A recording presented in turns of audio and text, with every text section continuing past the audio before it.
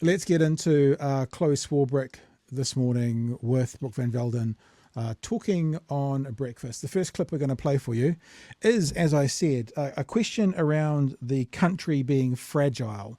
Is the country, because this is one of the things that the Prime Minister said in his State of the Nation, is the country in a fragile position? And they both agree, but as I said, for kind of different reasons. Well, ironically, I would probably agree with the Prime Minister with regard to that diagnosis. And I'd say that, therefore, the role of political leaders is to make sure that we have an opportunity for a more unified Aotearoa in New Zealand. You don't get there by continuing to spark the culture wars over addressing the cost of living crisis that you're ostensibly elected upon. That means, obviously, continuing to rile up misunderstanding and therefore division over the likes of Te Tiriti o Waitangi, of, putting under the spotlight sex, sexuality and gender education for our young people so that we can reduce bullying in schools and ensure that young people's mental health and well-being is on a better track. But I guess the thing that I really wanted to point to is how Christopher Luxon spent a lot of time reflecting on tough choices. So let's... As you won't be surprised, but Chloe comes not just with receipts, but with just this through line.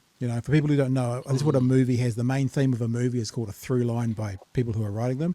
This through line and the information she puts out and the analysis. Like, if she was in America and she left politics, she would be an absolute get for any news network to be a pundit forevermore, because she puts this information into it and it makes you think. This is very good. This is very good analysis, very well put together.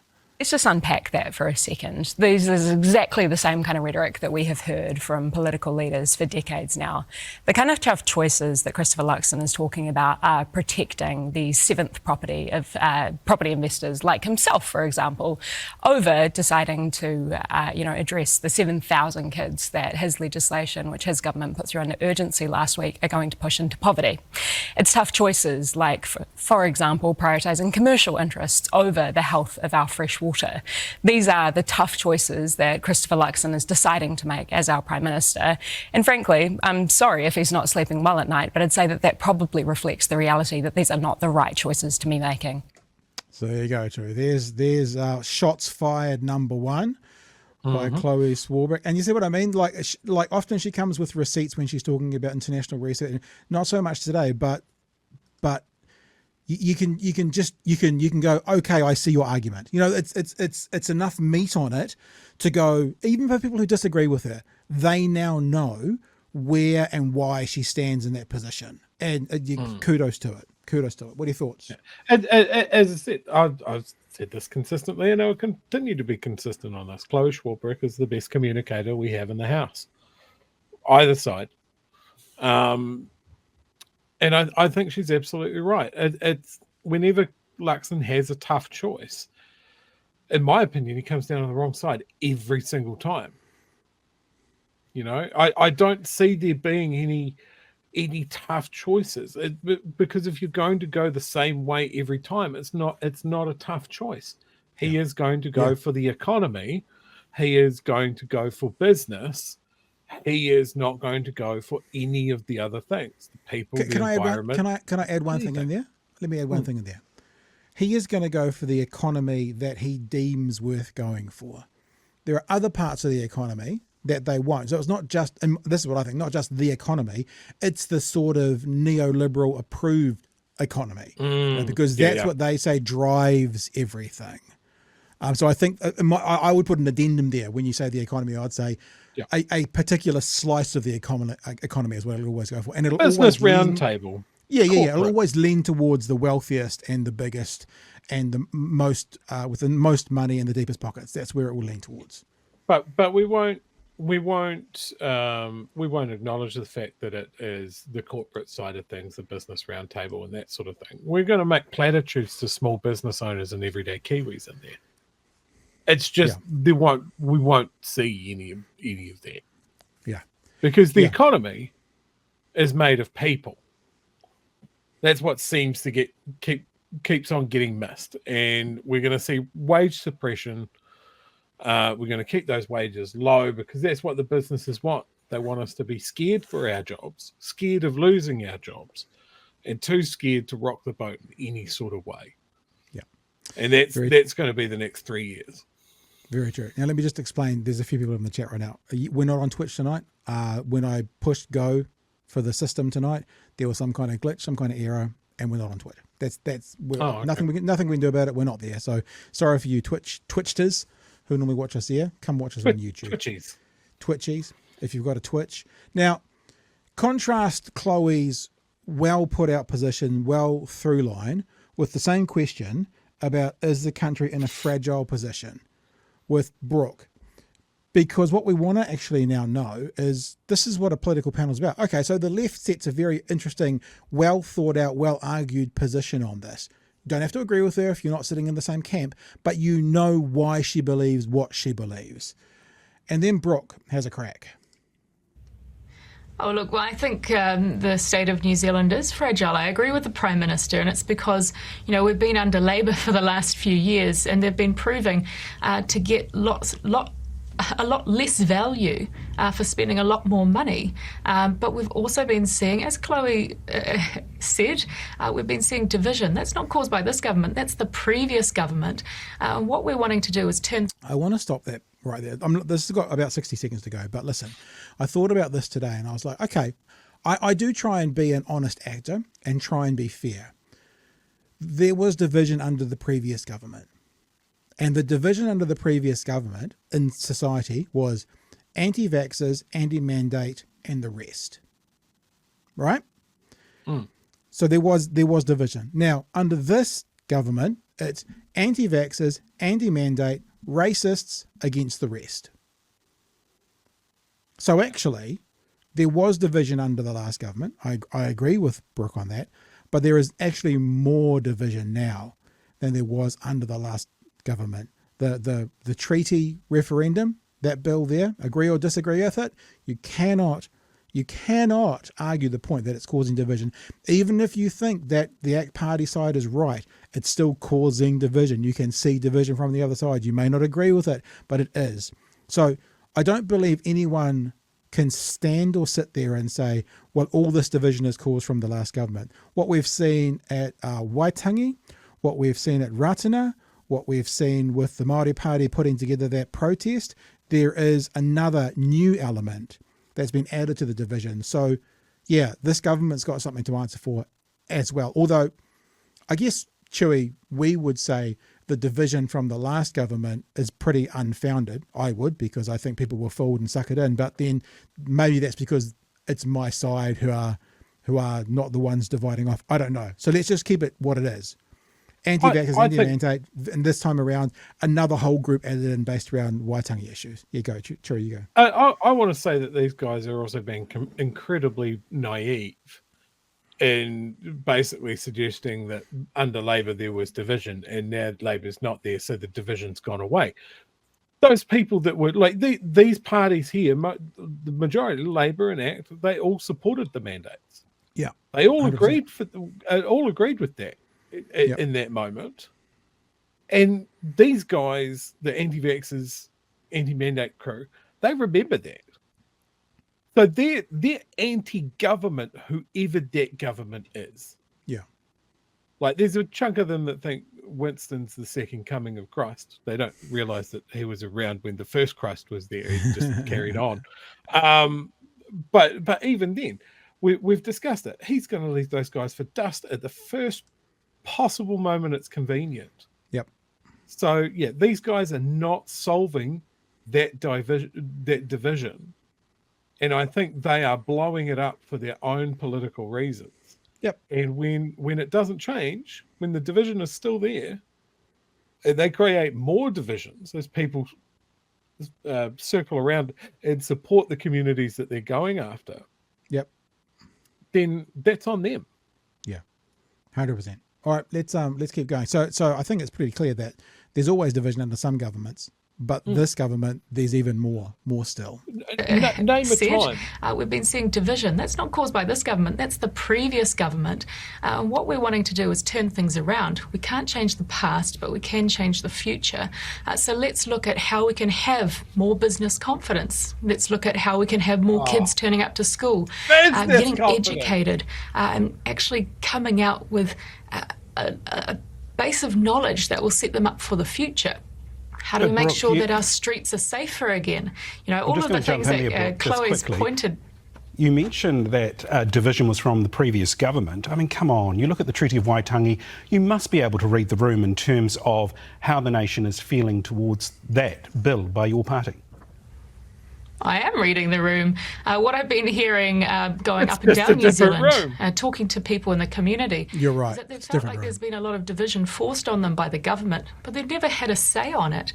And that's all that act is. We also got to remember that this thing about having a say on it is such horse shit most of the time, because there's dozens of other policies and parts of government that we never have a say in, and ACT is perfectly happy for us not having a say in.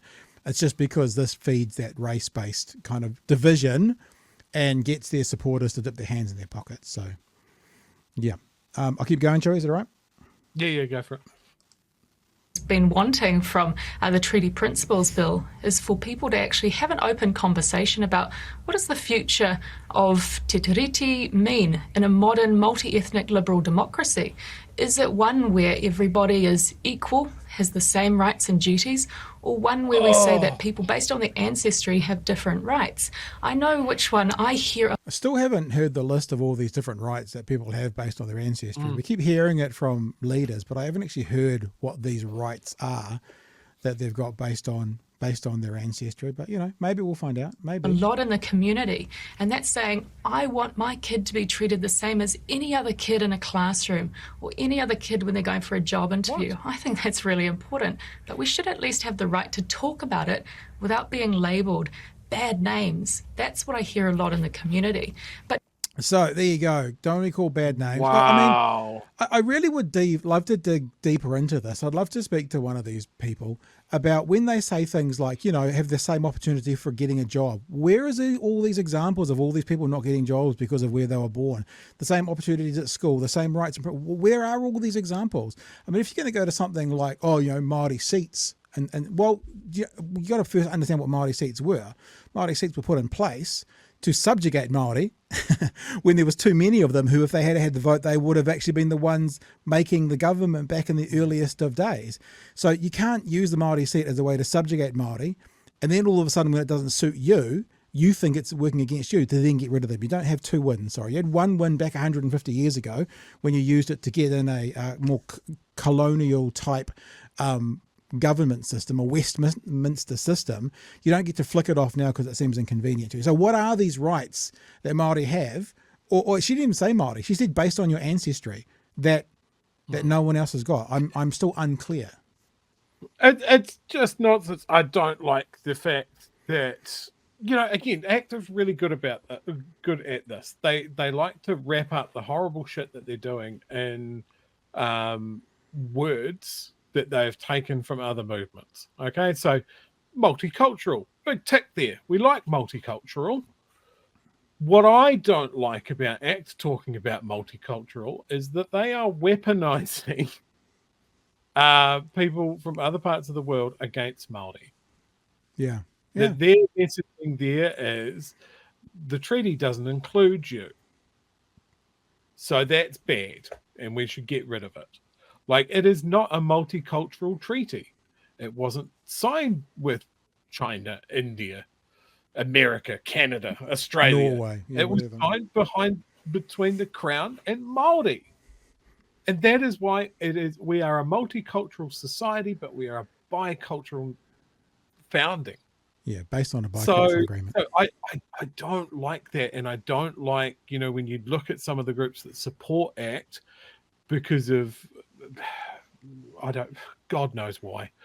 But they are going to weaponize those people against Māori. I also want to jump on the fact that she says, we want to make it easy, equal for people to get jobs. I know people that will not put a CV in for a job with their actual real name. They'll Anglicanize their name.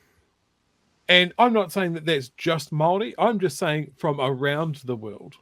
People that are born here and grew here, but have a Chinese name, or an Indian name. They'll Anglicanize it, and I know Māori that do that as well.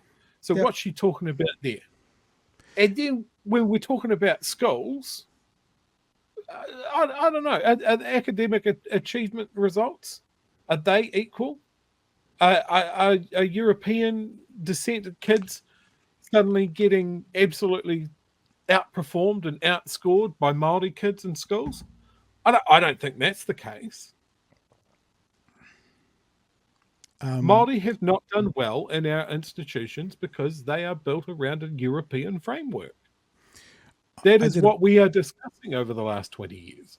I did a podcast with Michelle Acortt in one of my other podcasts, and she tells a story. Her daughter has a Māori name, and Michelle told me a story about, I guess there is a difference here. Let's be clear, there is a difference with a racist landlord not wanting to allow a Māori in, and is there any institutionalized issues? Like, so what I want to hear from actors, what are the institutional, but Chewy, the point is still valid about how how other races, non-white races are treated. And Michelle told me the story about how she would go along with her daughter to see the flat for a first time because a lot of the landlords would be like, okay, middle-aged white woman, that's okay.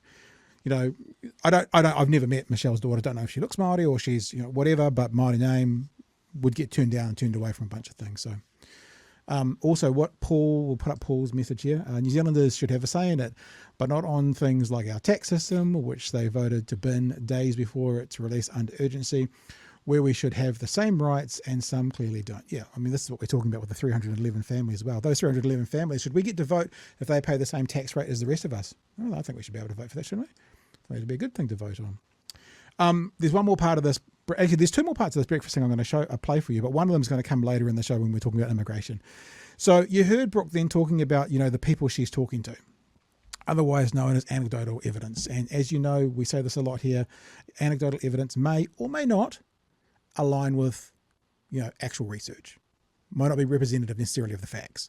So so she explained that, and then I've just given the last couple of minutes here to Chloe, because Chloe responds to the people that Brooke was talking about. So Brooke is talking about all these people who are offended and, and not getting jobs, and not getting kicked to the curb and anything. I'm not playing that clip for you, not to show favoritism, but it's pretty obvious, that kind of response. And then Chloe got a chance for a couple of minutes to respond to the kinds of people, not directly, but talking about them, that Brooke had sort of engendered. Well, I guess this is all best summarised, what Brooke has just outlined there, by when you are accustomed to privilege, equality feels like oppression. If you want to look at the stats and the facts, it does sound like a t-shirt. That's quite a good one, actually. The data, which this government has said that they are committed to in their coalition agreements, despite then going on to list a range of commitments which are completely the antithesis of that. The facts show us that Māori are disproportionately overrepresented in every single negative statistic in society, whether you're talking about mental health rates, whether you're talking about poor housing, whether you're talking about educational achievement, criminal justice system, or otherwise. Those are the direct consequence of dispossession of resources and land, which is a result of colonisation.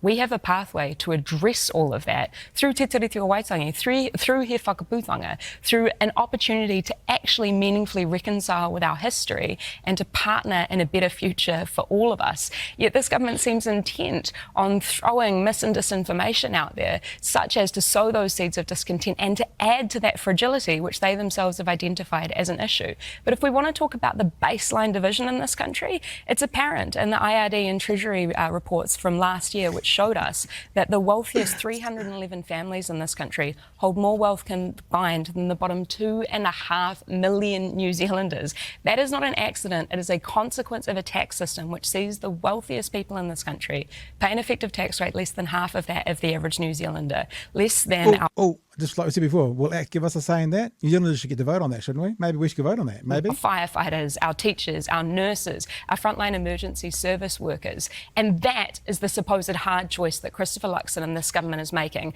to keep that tax system in place and to push the rest of us back into poverty. All right. So, there you go. That was Chloe's response to those people. I'm ready to start building barricades. No war, but class war.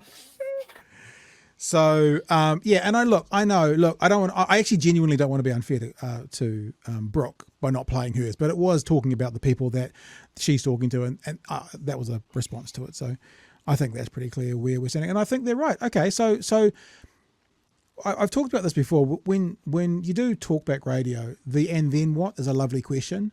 Someone phones up with a complaint. Okay, and then what? Or what next? So if the biggest concern by ACT is to give New Zealanders a voice and give us the right to speak into some of these things, let's talk about those 311 richest families. Let's talk about taxing them more. Give New Zealanders the right to speak into that.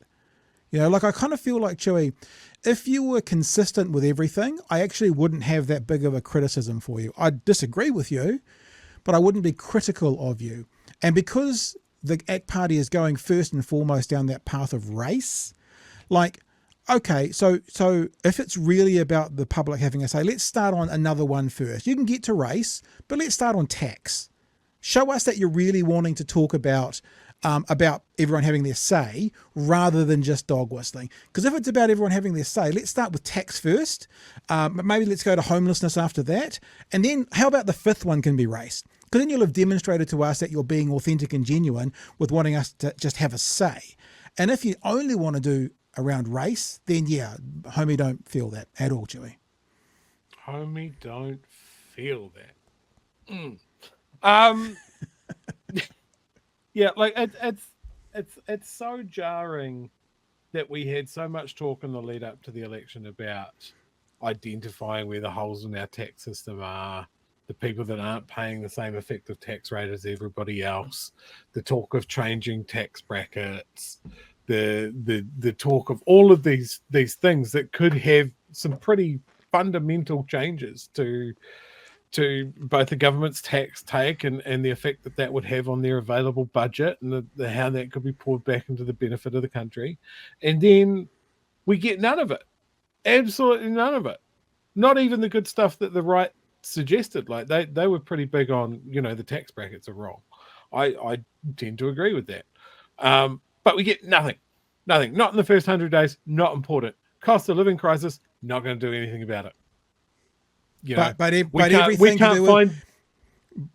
do with Māoridom, we'll make sure that's on the table super quick, straight away. Absolutely on the chopping. We'll put our shop front up. Our shop front will be Māori issues, and that's the first 100 days. Yeah, we'll get that out there. All of the savings for their tax cuts, they're definitely in the back room. We haven't looked, but they're definitely in the back room. Okay, cool. So You've had a look at the books now. Well, they could be in the background. We could also have to sell off huge chunks of Auckland to overseas investors. I don't want to get into that at the moment. It's just clown shoes on display constantly from these guys, and then you cast it over to Brooke van GBT, and she might fucking spin out some nonsense, which is exactly what we get. And then we get Chloe out there who is just, here's an idea, here's how I'm backing it up, here's how it's going to change things. And we are 400 million miles away from anybody going to be able to do anything about it. And I think there's a couple of comments in the chat there from people that are working with kids and stuff in the schools at the moment, talking about Te Tiriti, talking about New Zealand history. Like we've mentioned on the show many, many times, that just didn't come through to people of our age in schools. Our age.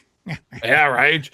These young kids these days. Get off my lawn. With their baggy jeans and their hip hop. Bloody wearing caps and hoodies, the hoodie wearing, cap wearing little blonkers. Oh, hang on. This government is talking to people our age who are threatened by the idea of talking about Māori and maybe going, hey, the history that you were brought up with, the things that you were told about New Zealand history might actually be not that fair, might actually be not that accurate. And the way that we've been treating Māori, like you might think that New Zealand is a bastion of biculturalness and actually everything's been okay. You know what? It kind of hasn't. And the Crown and the government have done some shitty things over the years. And maybe the balance needs to move a little bit. Maybe we move away from things that haven't worked so well and come up with something that is uniquely New Zealand and works for us, rather than grabbing bad ideas from the US and bad ideas from fucking everywhere else that's nowhere like us. Yeah. Like, that's scary. But the kids that are coming through schools where there isn't the barrier to you can only do kapa haka if you're Māori. Like, I remember seeing a primary school kapa haka group in the mall here in Dunedin. doing a performance, and I saw kids from India and Pakistan. I saw Chinese kids. I saw island kids. I saw Syrian kids doing kapa haka. I saw white kids doing kapa haka. That is fucking cool by any metric you want to do. And the comments in the chat of like, yeah, the kids, they put a value on te reo. They put a value on our indigenous culture. Like, these guys do not see that. They don't have that experience. Christopher Luxon hasn't even lived in this country for decades. His kids don't know that. Although Luxon did see enough value in it that he wanted to monetize Kia ora when he was at TVNZ. So he sees some, I mean, not TVNZ, Air New Zealand. Yeah, Hey. yeah, exactly. He sees Māori as a marketing opportunity, not as a living, breathing culture and a cornerstone of this country.